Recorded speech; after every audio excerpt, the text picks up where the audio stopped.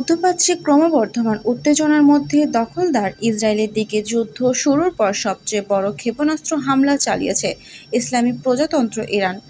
আন্তর্জাতিক বিভিন্ন গণমাধ্যম এরই মধ্যে এমন খবর প্রকাশিত হয়েছে। প্রতিবেদন অনুযায়ী গতকাল বুধবার ইরান প্রায় 10টি ব্যালিস্টিক ক্ষেপণাস্ত্র নিক্ষেপ করে, যার লক্ষ্য ছিল ইসরায়েলের কেন্দ্রীয় অঞ্চল।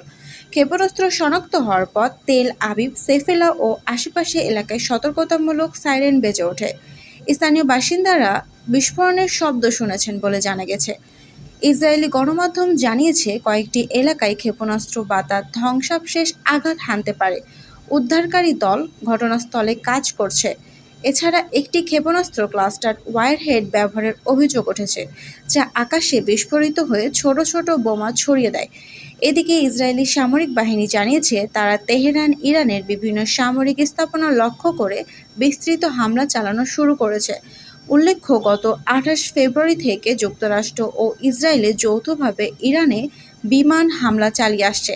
এসব হামলায় এখন পর্যন্ত 1340 জন নিহত হয়েছে বলে দাবি করা হয়েছে, যার মধ্যে দেশটির সর্বোচ্চ নেতা আয়াতুল্লাহ আলী খামেনিও রয়েছে।